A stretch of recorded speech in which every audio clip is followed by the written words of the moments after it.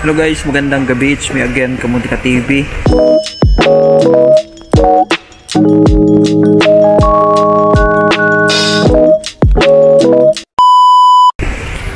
And welcome sa YouTube channel ko. Sa mga hindi pa nakapag-subscribe dyan, subscribe nyo na.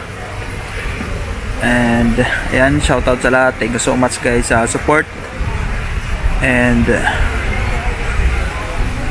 i-share nyo guys yung mga video ko, mga vlog ko na sa mga gusto mag-Macau, magkaroon ng idea yan about Macau. Share nyo sa mga kaibigan nyo. Yan, thank you so much guys. Salamat sa support. Shoutout sa mga mandirigma dito sa Macau. Yan guys, kaya nyo yan, sipagan nyo. Kasi walang ibang tutulong sa inyo kundi sarili nyo. Totoo yan guys, totoo. Based sa experience ko yan, mga kapwa nating Pilipino is hindi ka tutulungan. Yung gagawin sa iyo is kaming kapipirahan ka. Dito sa Macau. Apply ka lang, mag-apply. Dasal. Prayer talaga. Oo nga, totoo yan guys, totoo. Based on experience. Kaya nyo yan, kaya yan. Kaya mawalan ng pag-asa. Lahat naman nagagawa ng paraan. Wala namang problema binigay ng Diyos eh. Solusyon lahat ng binigay ng Diyos sa atin. Kaya guys, kung ano man yung na-experience mo ngayon is ano lang yan. Kung baga kaya mo yan, kung talagang wala ka ng pag-asa. Huwag kang mag-isip na wala ka ng pag-asa, may pag-asa ka. Lahat yan guys, huwag kayong mag-alala kung hindi ka man nakahanap ngayon ng trabaho. Lahat yan, may may panahon yan para sa'yo. Tingnan mo si Sherwin, yung kaibigan ko kasama sa Thailand. 1 year siya dito sa Macau. Nagganap ng trabaho. 1 taon na. Nakatatlong balik siya sa tatlong balik sa Thailand pero hindi siya sumuko. Diba? Dapat ganun kayo guys, huwag kayong susuko. Yan guys, for today's video, sagutin lang natin to. Tinatanong tayo ng isang natin, kaibigan. Ano daw ba yung plan B? Plan B sa Macau. Ano nga ba plan B? Iniisip ko rin yan eh. Paano pag di ka nakahanap ng trabaho? Ano bang plan B? Diba? Alam nyo guys, to be honest, naiinis ako sa mga ganun may plan B. Diba? Ayaw ko marinig yung plan B na yan eh. Naiinis ako. Kasi pag nag-plan B ka guys, ibig sabihin is wala kang kasiguraduhan. Diba? Hindi ka sigurado. Kaya kasi may backup ka eh. Diba? Ibig sabihin, chill ka lang. Kasi may plan B ka eh. Kung hindi man ako success tong na to, punta ako sa plan B. Ibig sabihin, yung plan B na yan is pag nandito ka sa Macau is talagang wala kang tiwala sa sarili mo kasi may plan B ka eh. Pero kung may tiwala ka sa sarili mo and tingin mo, pinapaniwala mo sarili mo na kaya mo, wala kang plan B. Stick ka lang sa plan A. Diba? Kaya sabi ko sa kanya, huwag ka mag plan B. Kasi kung may plan B ka, huwag ka na mag-apply, huwag ka na maghanap ng trabaho dito sa Macau. Doon ka na diretso sa plan B. Diba? Kasi may plan B ka eh. Kung wala kang plan B, naka-stick ka lang sa plan A, talaga maghahanap ka ng trabaho talaga. Ano mo yung sarili mo, pupush mo yung sarili mo. Paano ba ako didiskarte ka? Paano makahanap ng trabaho dito sa Macau? Kasi wala ka lang, plan A ka lang eh.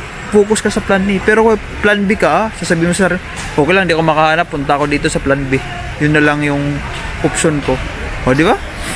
Isipin nyo yan guys, isipin nyo. Kasi may plan B ka eh. Kung mag-plan A ka lang, talagang ipupush mo sarili mo. Diba? Maghahagilap ka, maggagawa ka ng paraan, apply ka araw-araw, online ka, tsaga-tsagain mo talaga, tsatsagain. Yung mga tips ko guys, yan, totoo yan. Effective yan. Yung mga tips ko, panoorin yung mga vlog ko. Yan, yung mga plan ilang, walang plan B. Panoorin nyo guys yung vlog ko, yung mga plan ilang ha. Effective yan. So yan, wag na kayo mag plan B. Pangit yun, may plan B. Ayan, shoutout yung mga pupunta ng Macau, mag-cross country, huwag kayo magpa-plan B. Huwag kayo mag-isip ng plan B. Kasi pag may plan B kayo, hindi kayo makapag-focus dyan sa plan A na yan. Diba? Hindi kayo maghahanap, hindi kayo magsisipag, hindi kayo magtsatsaga, buti nga magdasal kayo eh. Diba? Importante guys yung dasal. Dito sa Macau, paghanap ng trabaho, magdasal ka. Kasi dagdag tulong din yan yung dasal. Diba? Hindi ka nag-iisa pag nag-apply ka, pag may dasal ka. May mga kasama ka yan, hindi mo nakikita. Yung tulungan ka. Kasi yung mag-cross country ka, pupunta ka ng Macau, tapos galing Pinas ka, pupunta magipagsapalaran ka dito, tapos may plan B ka, huwag ka na pumunta. Huwag ka na pumunta dito, may plan B ka eh. Ibig sabihin, hindi ka sigurado. Hindi ka desidido sa gagawin mo. Huwag ka na huwag ka na pumunta dito. May plan B ka. Kasi mahirap yun. Pag may plan B ka, yun yung isipin mo lagi yung plan B. Okay lang kahit di ako mag-success. Huwag ka na mag-Macau. Plan B ka. Hindi ka magpupokus sa plan A eh. May plan B ka eh. Kaya sabi ko sa kanya, huwag ka na mag-Macau, huwag ka na mag-apply. Doon ka na sa plan B mo. Kasi yun, iniisip mo lagi plan B eh. Wala ka sa focus na eh. Ganon. Kaya guys, yung mapupunta dito, cross country, huwag kayo magpa-plan B ha. Yan ang sinasabi ko. Ano yan yung plan B na yan eh. Makaka-distract sa inyo yan yung plan B na yan. Kasi nga, yun lagi iniisip nyo yung plan B. Pagpunta nyo dito, plan A lang ha, wala kayong plan B. Focus kayo sa paghanap ng trabaho. Lahat dito guys, nang pumupunta, nagkakatrabaho. Totoo yan, lahat nagkakatrabaho dito. Before 2018, ang dami namin, 200 plus kami dito, 100 plus. Pero lahat naman nakahanap ng trabaho. Kayo pa na ngayon, dami na dati, talagang konti lang yung mga quota, ngayon ang dami na. Wala kaming plan B noon ha, lahat kami nakahanap, plan ilang lahat. Ngayon mga nagpupunta ngayon dito sa Macau, may mga plan B kaya di nakakahanap. Kasi inisip yung plan B, wala, okay lang, di ako makahanap, may pupuntahan pa naman ako plan B. Diba? Ganun. Huwag kayo mag-iisip ng plan B ha, pangit yun. Sinasabi ko sa inyo, ako wala akong plan B dati hanggang ngayon. Sinubukan ko lang mag-Thailand guys, totoo. Kasi para sa inyo yun. Sinubukan mag-Thailand, sinubukan ko kasi para sa dami yung tanong eh. Sinakripisyo ko yung paghanap ko ng trabaho para sa inyo. 50 days ako sa Thailand, ginamit ko yung UB ko para may share ko lang sa inyo paano ba mag-UB.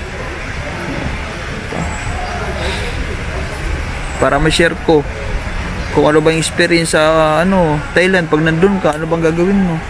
Sinare ko lahat para sa inyo. Hindi plan B yun yung pagpunta ko ng Thailand, sinadya ko yun. Diba? Yung may mga plan B dyan, mag-book na kayo ng maaga pa Thailand. Kasi walang mangyayari sa inyo. Panaisip kayo ng plan B. Hindi maganda yung plan B na yan. Distract yan sa inyo. Kaya wag nyong susubukan yung plan B na yan. Plan B na yan ha. Guys, focus kayo sa kung anong goal nyo. And lahat makakahanap ng trabaho dito sa mga. Totoo yan, promise. Promise ko yan. Tsaka guys, magdasal kayo ha. Magdasal, yan ang pinaka-importante. Mag-rosary kayo araw, gabi-gabi. Para mabilis yung pagkahanap nyo ng trabaho. Totoo yan, totoo. Ang dami ng milagro nangyayari dyan. Totoo yan, maniwala kayo guys. Kung panainom lang kayo dyan sa Malo, wala mangyayari. Yun lang guys, thank you so much. And huwag na mag-plan B ha. Thank you guys and I love you all. Salamat sa support.